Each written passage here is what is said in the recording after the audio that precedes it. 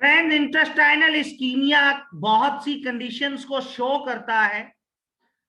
जब blood vessels block हो जाती हैं एक धमनी के कारण, आपकी आंतों के रक्त के प्रवाह को कम कर देता है, जिसको आंतों का इस्कीमिया, जो छोटी आंत बड़ी आंत दोनों को इफेक्ट कर सकता है। इंटेस्टाइनल इस्कीमिया एक ऐसी कंडीशन है जो दर्द का कारण बनती है। आंतों का ठीक से काम करना मुश्किल हो जाता है, इंटेस्टाइनल फंक्शंस में प्रॉब्लम आती है और इंटेस्टाइन्स में ब्लड सर्कुलेशन को नुकसान पहुंचता है, जिससे इंटेस्टाइनल टिश्यू को भी नुकसान पहुंचता है और इस इंटेस्टाइनल इस्कीमिया की वजह से इंसान की मृत्यु भी हो सकती है।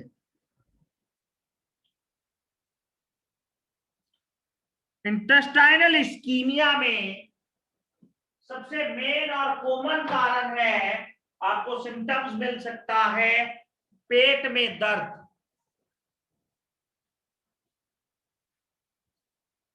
दस्त, बुखार, उल्टी, स्टूल में ब्लड आना,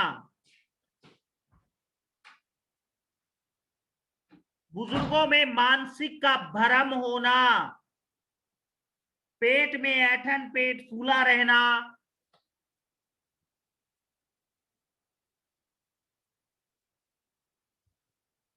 वजन कम होना, जी मिचलाना, ये इंटेस्टाइनल इस्कीमिया में आपको सिम्टम्स मिल सकते हैं। इंटेस्टाइनल इस्कीमिया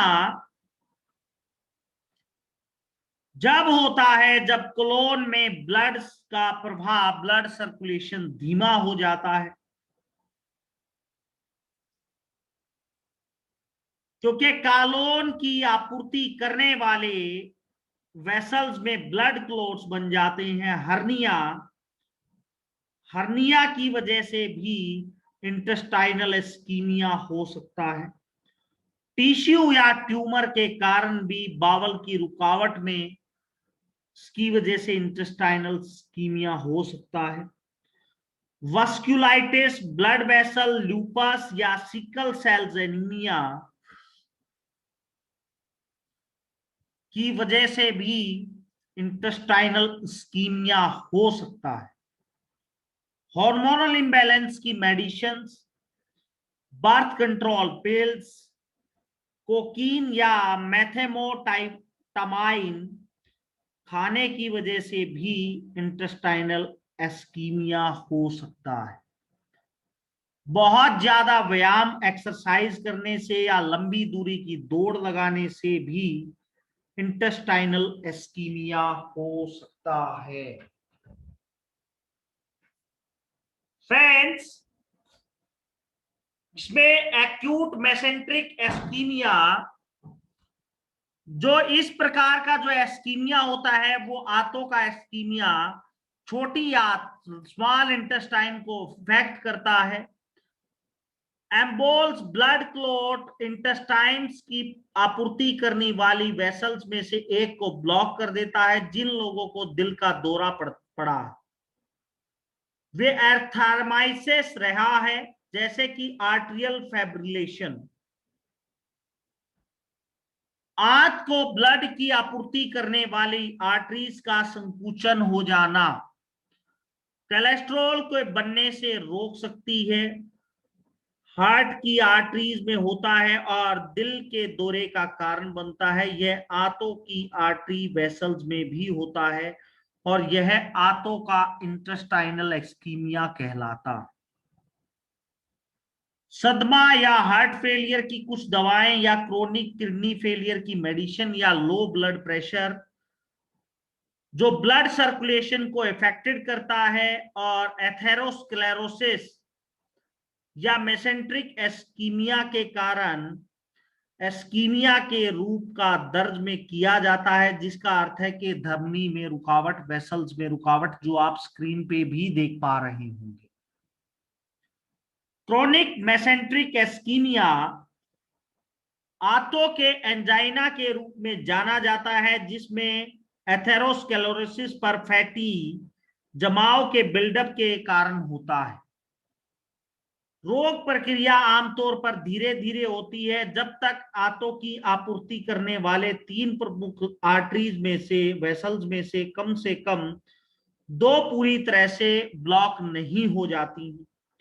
और एस्कीमिया तब होता है जब ब्लड इंटेस्टाइन्स को नहीं छोड़ सकता। ब्लड क्लोटिंग आंतों से डीऑक्सीजनेटेड ब्लड को नसों से बाहर विकसित कर सकती है। जब नस ब्लॉक हो जाती हैं तो आंतों में ब्लड वापस आ जाता है जिससे खून और ब्लीडिंग होती है। इसे मेसेंट्रिक वेन थ्रोम्बोसिस कहा जाता है। जो पेट में infection, digestive system cancer, estrogen जैसी मेडिसिन लेने से हो सकता है या चोट लगने से हो सकता है। इसके लिए एंजियोग्राम करा सकते हैं, सीटी स्कैन करा सकते हैं, डॉपलर अल्ट्रासाउंड करा सकते हैं। अगर किसी को इंटेस्टाइनल एस्कीमिया हो जाए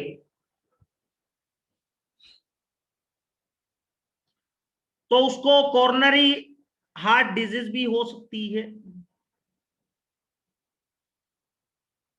CVD, coronary vessel vascular disease, carotid artery disease, ये इस्कीमिया का खतरा बढ़ा सकती हैं। और 50 साल से ज्यादा उम्र के लोगों को ये बढ़ने का चांसेस रहता है, या जो लोग सिगरेट या स्मोकिंग करते हैं उसको इस्कीमिया बढ़ जाता है, या किसी को लंग्स डिजीज है उसको इस्कीमिया हो सकता है। कंजेस्टिव हार्ट फेलियर या इरेगुलर हार्ट बीट जैसे एंट्रियल फाइब्रिलेशन के कारण इंटेस्टाइनल इस्कीमिया का खतरा बढ़ सकता है। कुछ मेडिसिन भी इंटेस्टाइनल इस्कीमिया के को बढ़ाने का कारण बनती हैं, जैसे एलर्जी की मेडिसिन खाना या माइग्रेन की मेडिसिन खाना। ब्लड क्लॉट के रिस्क को बढ़ाने वाले रोग जैसे इंटेस्टिनियल इस्कीमिया जैसे एनीमिया, फैक्टर वी लोडेन म्यूटेशन शामिल है। कोकीन और मेथाफेटामाइन का उपयोग करने से भी इंटेस्टाइनल इस्कीमिया होता है।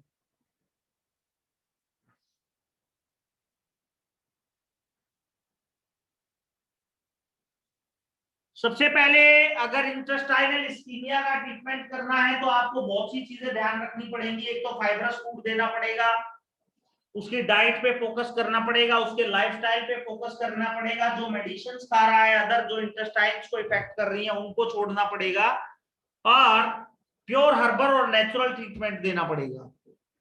इसके लिए इलेक्ट्रो होम्योपैथी में अगर किसी पेशेंट का बीपी हाई है या हर्निया है तो हर्निया और बीपीआई का ट्रीटमेंट भी करना पड़ेगा आपको। बट ईएच में इंटेस्टाइनल इस्कीमिया का ट्रीटमेंट आपकी स्क्रीन पर है।